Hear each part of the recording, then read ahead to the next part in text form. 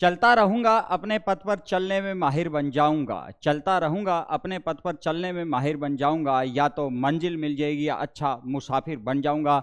सभी को राम राम, सभी को नमस्कार, खंबा घड़ी सत श्री अकाल। मैं पुरुषोत्तम मुदगल आपका फिर से एक बार आपके परिवार में स्वागत करता हूं GK with Purushottam Mudgal YouTube channel पर। तो आप आज का जो सेशन है वो अपना खास रहने वाला है। आचार संहिता जैसे ही, ध्यान रखना, जून के अंदर हटेगी उस समय अपने राजस्थान के अंदर 5 बड़ी भर्तियां आएगी। आचार संहिता के बाद अपने 5 भर्तियों पर बहुत विशेष रूप से कार्य किया जाएगा। तो आज के सेशन को अपने आगे बढ़ाएं उससे पहले चैनल को एक बार सब्सक्राइब कर दीजिएगा और आज के सेशन को शेयर कर दीजिएगा। आपके पास जितने भी व्हाट्सएप ग्रुप, टेलीग्राम वगैरह सब में आप आज के सेशन को शेयर जरूर कीजिएगा और अपने टेलीग्राम चैनल को ज्वाइन करना न भूलें। आज का जो सेशन है उसके डिस्क्रिप्शन के अंदर अपने टेलीग्राम चैनल का लिंक दिया गया, उसे जरूर ज्वाइन कीजिएगा। ठीक है, तो अपने इन 5 जो भर्तियां आने वाली है आचार संहिता के बाद, राजस्थान में आएगी आचार संहिता के बाद कितनी भर्तियां? 5 भर्तियां। तो सभी अभी से तैयार हो जाएं, क्योंकि अधीनस्थ बोर्ड के जो आलोक राज्य उनके द्वारा भी ट्वीट किया गया है कि भर्तियां जो है सही समय पर होगी और आरपीएससी के थ्रू भी, ध्यान रखना, आगे भर्तियां निकलेगी। ये निश्चित सी बात है। तो सबसे पहले अगर अपने बात करें तो शिक्षक जो ग्रेड है, शिक्षक ग्रेड के अंदर ध्यान रखना, फर्स्ट ग्रेड के अंदर जो व्याख्याता है, वरिष्ठ अध्यापक है और थर्ड ग्रेड, तीनों से संबंधित अपने रिक्वायरमेंट आएगी। और अपने अभी जो प्रतिवेदन के तहत अगर अपने देखें, जो प्रतिवेदन के अंदर जो सरकार के द्वारा प्रस्तुत किया गया था उसमें व्याख्याता से संबंधित बात की जाए तो लगभग 21,121 जो पद है वो रिक्त बताए गए थे। किसमें? व्याख्याता में। हालांकि इतनी तो भर्ती नहीं आएगी, 21,121 पद तो नहीं आएंगे, लेकिन ये मानकर चलना 7 से 8,000 जो है वो पद, ध्यान रखना, व्याख्याता से संबंधित रहेंगे। ये प्रतिवेदन थे। इसी प्रकार से वरिष्ठ अध्यापक में देखे जाए तो लगभग 33,104 के करीब, ध्यान रखना, प्रतिवेदन के अंदर रिक्त अपने को पद देखने को मिलते हैं। तो वरिष्ठ अध्यापक में ये मानकर चलना लगभग 10,000 से प्लस रिक्वायरमेंट रहेगी। और अगर अपने थर्ड ग्रेड के अंदर बात करें तो यही लगभग 29,272 के करीब, ध्यान रखना, कि प्रतिवेदन के अंदर रिक्त पद बताए गए थे। तो अगर थर्ड ग्रेड में बात करें तो थर्ड ग्रेड में एक बड़ी रिक्वायरमेंट रहेगी, 25,000 प्लस पदों पर हो सकता है कि रिक्वायरमेंट निकाली जाए। लेकिन थर्ड ग्रेड के अंदर पहले, ध्यान रखना, रीट परी लिया जाएगा और उसके बाद में मेंस को करवाया जाएगा। तो अपने शिक्षक ग्रेड के अंदर ये तीनों ही, ध्यान रखना, रिक्वायरमेंट आएगी। अब अपने दिमाग में आता है कि हम तैयारी कैसे करें, किस प्रकार से करें। तो देखो, जो अपने एक कहावत कही जाती है, जो सोवत है वो खोवत है, जो जागत है वो पावत है। ठीक है, अभी से इनके लिए रणनीति बनानी प्रारंभ करनी पड़ेगी भी। आपको किस क्षेत्र में जाना है? अगर व्याख्याता के लिए आप तैयारी कर रहे हो तो केवल आपका जो मन है वो केवल व्याख्याता के लिए होना चाहिए। आप व्याख्याता की तैयारी करें, फर्स्ट ग्रेड की तैयारी करें। सेकंड ग्रेड के बारे में जिसने सोचा जो सेकंड ग्रेड के लिए एलिजिबल है वो सेकंड ग्रेड की अभी से तैयारी में लग जाएं। देखो, भर्ती आने के बाद में केवल उतना ही आप कर पाओगे, सिलेबस भी पूर्ण रूप से ढंग से एक बार कवर नहीं कर पाओगे आप। अभी से अगर तैयारी करोगे, अभी से रणनीतियां बनाओगे, सिलेबस को अभी से कवर करना प्रारंभ करोगे, तो जब विज्ञापन निकलेगा, क्योंकि मैंने कहा है आचार संहिता जून में हटेगी, और जून में जब हटेगी तो ये मानकर चलना एक बार अपने इजीली सिलेबस को बिल्कुल पढ़ चुके होंगे उस समय तक, है ना, एक बार बढ़िया तरीके से। और अगर मान लो कि जुलाई, अगस्त, सितंबर, अक्टूबर तक अगर भर्तियां इस प्रकार से रूटीन के अंदर अपने निकलती है तो अपने ऊपर एकदम से दबाव नहीं बनेगा।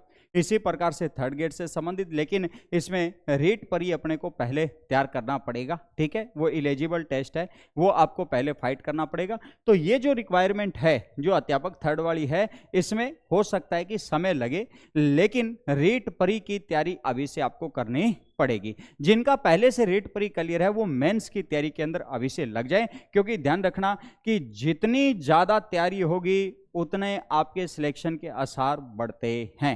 ठीक है, क्योंकि कभी पढ़ाई कुछ होती नहीं है। ठीक है, एक तो अपने ये ध्यान रखना है, शिक्षा विभाग के अंदर एक भर्ती तो ये अपने रहेगी, क्योंकि शिक्षा विभाग को मैंने एक ही भर्ती के अंदर लिया है। ठीक, इसके बाद में अगर अपने बात करें तो शारीरिक शिक्षक ग्रेड, मतलब पीटीआई से संबंधित, पीटीआई के अंदर बात कीजिए तो ग्रेड सेकंड और ग्रेड थर्ड दोनों के अंदर ही रिक्वायरमेंट आएगी। और प्रतिवेदन में बात करें तो लगभग 2100 यहां पर 10 पद जो है ग्रेड सेकंड के अंदर अपने बताए गए हैं भी रिक्त हैं। हालांकि इतने नहीं आएंगे, कुछ आएंगे, आधे भी आ जाए तो भी अपने को एक बार बहुत है। यहां पर ग्रेड थर्ड के अंदर लगभग 1895 के करीब ध्यान रखना रिक्त पद बताए गए हैं। तो ध्यान रखना जिनकी पीटीआई कंप्लीट है वो अभी से ध्यान रखना तैयारी करोगे तो जाकर अपनी कहीं पार पड़ेगी। ठीक है, तो शिक्षक ग्रेड के अंदर देखो थर्ड तीनों ही ग्रेड में रिक्वायरमेंट निकलेगी, ये निश्चित है। और पीटीआई के अंदर भी अपने ध्यान रखना रिक्वायरमेंट ग्रेड सेकंड और ग्रेड थर्ड दोनों की रिक्वायरमेंट निकलेगी। तो निश्चित सी रूप है कि आचार संहिता के बाद में इन पर कार्य करेगी सरकार। इसके बाद में अगर बात करें तो कंप्यूटर अनुदेशक जो है, कंप्यूटर अनुदेशक के अंदर दोनों ही प्रकार के रिक्वायरमेंट के आसार हैं, वरिष्ठ और बेसिक। पहले भी ये भर्ती ली जा चुकी है और लगभग जो भर्ती थी वो पहले वाली बड़ी भर्ती थी। ठीक है, और नाम मात्र की एक मेरिट गई थी जिसमें जो क्वालिफिकेशन के लिए 40% का जो आंकड़ा दिया गया था, 40% का जो आंकड़ा दिया गया था, अगर जिसने उस आंकड़े को क्रॉस कर दिया तो वो बच्चा क्या था, सिलेक्ट था। तो पिछली बार जितने पद थे उतने ध्यान रखना पास नहीं हो पाए। ठीक, तो वरिष्ठ में लगभग अपने ध्यान रखना 378 पद जो है वो रिक्त अपने को बताए गए हैं। और लगभग बेसिक के अंदर अपने मान सकते हैं कि 4600 के करीब ध्यान रखना पद रिक्त है, 45 और कुछ पद रिक्त है, तो 4600 के करीब पद रिक्त हैं। तो कंप्यूटर अनुदेशक के अंदर भी रिक्वायरमेंट आनी है। तो आप जो कंप्यूटर से संबंधित जो एलिजिबिलिटी उनकी है, पूर्ण रूप से जो योग्यताएं हैं वो ध्यान रखना अभी से तैयारी में लग जाए। और इसका सिलेबस बहुत ज़्यादा है, पिछली बार ध्यान रखना कि स्टूडेंट इसका सिलेबस भी पूरा नहीं कर पाए थे। तो सिलेबस को ध्यान रखना अच्छी तरह से अभी से कवर करना पड़ेगा। जो कंप्यूटर की तैयारी करते हैं, बेसिक और वरिष्ठ दोनों में तैयारी करेंगे, उनके लिए सबसे बड़ी ध्यान रखना चुनौती क्या रहती है कि जो फर्स्ट पेपर है उस फर्स्ट पेपर को तैयार करना। और उस फर्स्ट पेपर में सबसे बड़ी चुनौती है राजस्थान जीके को तैयार करना। तो राजस्थान जीके के लिए आप अपना चैनल ज्वाइन जरूर कर सकते हैं, जीके विद पुरुषोत्तम मुदगल जो यूट्यूब चैनल है, आप इसे राजस्थान जीके के लिए ज्वाइन कर सकते हैं। आपको निश्चित रूप से ध्यान रखना इसमें सहायता मिलेगी। जो शिक्षक ग्रेड से संबंधित है, जो पीटीआई से संबंधित है, जो कंप्यूटर निदेशक से संबंधित है, ये इस चैनल को ज्वाइन जरूर करें। तो देखो ये अपने 3 नंबर रिक्वायरमेंट आचार संहिता के बाद निकलने के आसार हैं। चौथी अगर अपने बात करें तो लाइब्रेरियन ग्रेड थर्ड में रिक्वायरमेंट निकलेगी, क्योंकि लाइब्रेरियन ग्रेड सेकंड के अंदर अभी पीछे आरपीसी के द्वारा रिक्वायरमेंट निकाली भी गई थी। तो ग्रेड थर्ड के अंदर लगभग अपने बात करें तो 1026 के करीब ध्यान रखना कि अपने रिक्त पद बताए गए हैं। तो लगभग अपने मान सकते हैं कि 500 साढ़े 500 पदों पर यह भी रिक्वायरमेंट आएगी लाइब्रेरियन ग्रेड थर्ड की। तो ये भी एक बड़ी भर्ती है, तो आप अभी इसी भर्ती की तैयारी में लग जाएं। ठीक है, अपने जो आज बात कर रहे हैं लास्ट और 5वीं जो भर्ती है, जो आचार संहिता के बाद इसके आने के सबसे ज्यादा आसार रहेंगे, क्योंकि राजस्थान की जो छोटी जो भर्तियां हैं वो सभी भर्तियां सीटी के दायरे में आ चुकी है। और बच्चे जो हैं वो सीटी को हल्का ले रहे हैं, मतलब सीटी कुछ समझ ही नहीं रहे।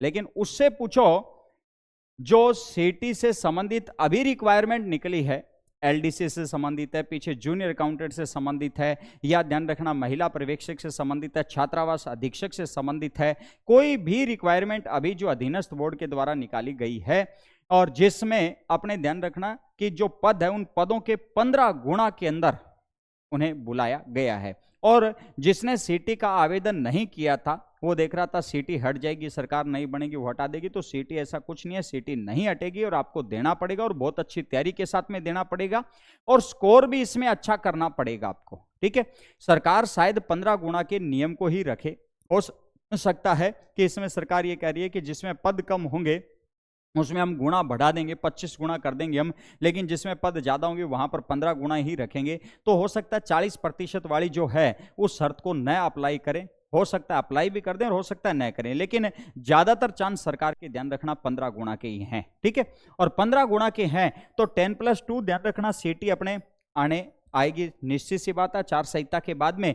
और जो ग्रेजुएशन बेस है सीटी वो भी अपने आएगी। तो अभी से ध्यान रखना सीटी की तैयारी करोगे तब जाकर अपनी पार पड़ेगी, क्योंकि जो फर्स्ट टाइम जिसने सीटी का एग्जाम दिया है उनमें 10+2 वाले और ग्रेजुएशन वाले जो हैं उनमें से बहुत से ऐसे विद्यार्थी हैं जो ध्यान रखना कि अंकों में बात करें तो 200+ अंकों में बैठे हैं, और जो 200+ अंकों में बैठे हैं तो उन्हें मात देना बहुत मुश्किल होता है। ठीक है, 200+ अंक जिनके हैं उनका स्कोर बहुत अच्छा है सीटी के अंदर। लेकिन अपने को उससे बेहतर करेंगे तब जाकर कहीं आगे जो सीटी के थ्रू रिक्वायरमेंट निकलेगी उन रिक्वायरमेंट के अंदर अपने एलिजिबल हो पाएंगे। ठीक है, तो ये आचार संहिता के बाद में 5 सबसे बड़ी भर्तियां आने वाली है और इन 5 भर्तियों के ऊपर अभी से आप तैयारी में जुट जाएं। क्यों? अपने देखो शिक्षक ग्रेड से संबंधित मैंने आपको बताई थी, सीटी को अगर छोड़ दिया जाए तो चारों जो अपने बात की थी वो शिक्षक ग्रेड से कहीं ना कहीं शिक्षा जो विभाग है उसके इर्द गिर्द वो भर्तियां हैं। ठीक है, प्रत्यक्ष रूप से और अप्रत्यक्ष रूप से। तो अपने यहां पर देखें तो शिक्षा जो विभाग है, शिक्षा विभाग में 1 लाख से ज्यादा पद खाली है, बाट जोहर रहे बेरोजगार। ठीक है, तो बेरोजगार जो हैं ये अपने न्यूज है, पत्रिका से संबंधित है और पत्रिका के अंदर इस न्यूज के ऊपर ये कहा गया है। ठीक है, लगभग शिक्षा विभाग में 1 लाख से ज्यादा पद खाली हैं। ये अपने स्कूल लेक्चरर के हैं, वरिष्ठ अध्यापक से संबंधित, 3rd ग्रेड टीचर से संबंधित है और सेकेंड अपने शारीरिक ग्रेड 2nd से है, पीटी से, ये 3rd से है, कंप्यूटर अनुदेशक से है और ये लाइब्रेरियन ग्रेड से संबंधित है। तो ये रिक्वायरमेंट जो है वो ध्यान रखना कि आचार संहिता के बाद में निश्चित रूप से ली जाएगी। ठीक है, निश्चित रूप से भर्तियां निकाली जाएगी। अब अपने ध्यान रखना कि सफलता उन्हीं को मिलेगी जो इनका इंतजार न करे, क्योंकि इंतजार करने वालों के लिए केवल उतना ही मिलता है उन्हें जितना, ध्यान रखना कि जो अभी मेहनत करेंगे और मेहनत करना इतना लगातार वो मेहनत करते जाएंगे कि जब उनका पेपर होगा तो वो जो विज्ञापन का इंतजार कर रहे हैं उनके लिए नाम मात्र सा छोड़कर जाएंगे और उसमें से भी उन्हें मिले न मिले अपने कुछ कह नहीं सकते। ठीक है, तो मेहनत करने वाले ध्यान रखना, इंतजार करने वालों के लिए नाम मात्र छोड़कर जाते हैं, अपने कह सकते हैं 0.01% छोड़कर जाएंगे और 0.01% में कुछ बनना नहीं है। तो अभी से तैयारी में जुटे। और मैंने प्रारंभ में 2 पंक्तियां आपको बोली थी, चलता रहूंगा अपने पथ पर चलने में माहिर बन जाऊंगा, या तो मंजिल मिल जाएगी अच्छा मुसाफिर बन जाऊंगा। भी जिस डगर को, जिस रास्ते को आप चुन चुके हो उस रास्ते पर यह मत सोचो कि अपने को चलना कब है। ठीक है, उस रास्ते पर चलना कब है, मंजिल अपने को कब मिलेगी। ठीक है, इन चीजों को छोड़ दो। ठीक है, कब मिलेगी मंजिल, इन चीजों को छोड़ दो। अभी से निरंतर अगर आप चलना आज ही से प्रारंभ करोगे, भविष्य का मत सोचो भी अपने चलें कब, ये मत सोचो भी आज चलें, कल चले, परसों चले। अभी से, आज से ही चलना प्रारंभ कर दो ताकि अपनी मंजिल क्या हो जाए, निश्चित हो जाए। क्योंकि जिन रास्तों में कांटे अधिक होते हैं मंजिल बड़ी शानदार होती है। ठीक है, मंजिल बड़ी खूबसूरत होती है उनकी। तो ध्यान रखना, ये रास्ते के जो कांटे हैं इनसे घबराना मत और अपने मंजिल की तरफ बढ़ना। ठीक है, चलता रहूंगा अपने पथ पर चलने में माहिर बन जाऊंगा। आप अपने मार्ग पर चलते जाओगे और निरंतर मेहनत करोगे तो उस मार्ग से बड़े परिचित हो जाओगे। या तो ध्यान रखना कि मैं उस मंजिल को प्राप्त कर लूंगा या उसका अच्छा मुसाफिर बन जाऊंगा। ठीक है, इतना उस मंजिल को जान लूंगा कि आगे और जो अपने घरों पर है, छोटे जो मतलब भाई हैं या बहन हैं या भतीजा है, कोई भांजा है, उनके लिए पथ प्रदर्शक भी अपने बन सकते हैं। तो अभी से तैयारी में लगें और चैनल को सब्सक्राइब जरूर कर लीजिएगा, टेलीग्राम चैनल को जरूर ज्वाइन कीजिएगा। अगर किसी भी प्रकार की और कोई जानकारी लेनी है तो आप इस नंबर पर मुझे मैसेज कर सकते हैं। मैसेज करो तो अपना नाम और जो जिला है, अपना नाम और जिला जो है ये जरूर लिखें। भी नाम और जिला जरूर अपना बताएं। और व्हाट्सएप ग्रुप में भी अगर जुड़ना चाहते हो तो इसी नंबर पर ध्यान रखना, आप मैसेज करें तो आपको व्हाट्सएप ग्रुप में भी जोड़ दिया जाएगा। तो नेक्स्ट अपने सेशन में मिलेंगे, तब तक के लिए धन्यवाद। जय हिंद, जय भारत।